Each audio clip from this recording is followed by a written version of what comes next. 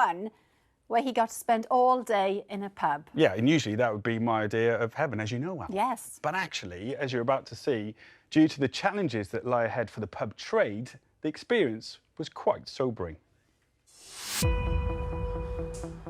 It's been more than 2 months since British boozers were told to close their doors, kicking off the most challenging time our pubs and bars have ever faced.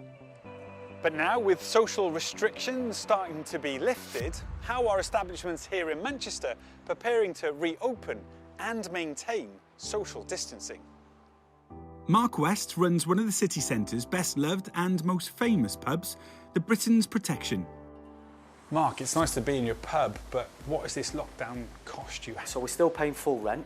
We're somewhere between £5,000 to £10,000 a week. This is costing me personally to keep this place shut. It's difficult times. What have you done with all the booze? We're estimating about £22,000 worth of stock that's just been tipped away. What effect has this situation had on you personally? I've had friends that have said to me, stop, it's hemorrhaging money. That weighs heavy on your mind. I'm just thinking about this, the bar we're in now. We're 2 metres, and it doesn't leave much left with these tables here. They're a bit too close. What's the idea? Well, we've already done the due diligence on this. The policing of it is going to be down to our staff. And if you mix alcohol into the mix, people's inhibitions go a little bit. It's going to be tough, it really is.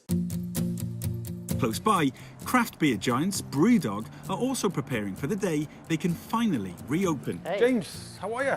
Good, thanks. Nice to see you. Their retail director, James Brown, has started installing signs, screen dividers and hand sanitizer stations. The most important part of coming to a pub is ordering a drink. How is that going to happen? Well, it's going to be slightly different. First and foremost, we're going to be cashless in all of our bars, and we have an app where you can order food and drinks to your table as well. It's like texting someone in the same household upstairs saying, "Get me a beer." Yeah, downstairs, can you get me a beer? Totally. It's essentially the same kind of thing, isn't it? Exactly, yeah. Can you tell me a bit about how it's going to work with the staff then? We provide staff with masks and gloves. There'll certainly be less staff behind the bar, so service might be a little bit slower than you would normally see it. And while these changes seem sensible, will people really want to do this? And, more importantly, will everyone follow the rules? I suppose the challenge, if you went to the toilet or you're moving around the bar. Yeah, I think it's going to be really challenging. I think that we've opened a number of venues around the world already in the recent weeks, in Germany, in Norway and in the US. And our customers have been really respectful of each other. And we're positive that at some point in the future we can go back to a great experience in a pub where you come in, get yourself a pint, enjoy it with your friends and relax. And maybe even hug before you leave. Greater Manchester's nighttime economy advisor, Sacha Lord, has been reviewing the impact the situation is having on the industry.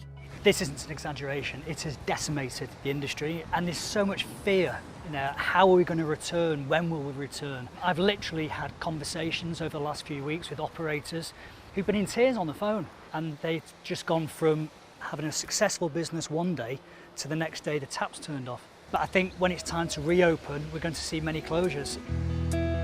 And it's at traditional pubs like the Britain's Protection where the challenges of social distancing are likely to be felt the most. We are 2 metres apart. This is what it would look like if we were having a pint in here when the doors open again. Do you feel the same way? Or? The word that springs to mind with me is sterile. This whole area equates to about 5 people, maybe 6 people. So 6 people would be in here at the same time? And we've looked at table segregation. We've even looked at, perspex screens behind the bar. But it makes it even more sterile. Do people want to go to that place? There has been some great initiatives across Europe actually. What they've done on some of the quieter streets is they've pedestrianised it. So, okay, 50% inside, 50% outside.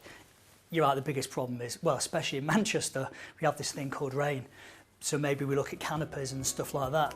While Mark won't rule out any idea that helps him stay in business, like countless landlords throughout the country, he hopes such measures will only be for the short term. For us, we want to be more of the environment we were before, and hopefully we can get back to that. Now, it's still unclear when pubs will actually open its doors, but your heart goes out to landlords like Mark because they're literally pouring their profits down the drain. I can't wait to have a pint in a pub I know, again. especially in this nice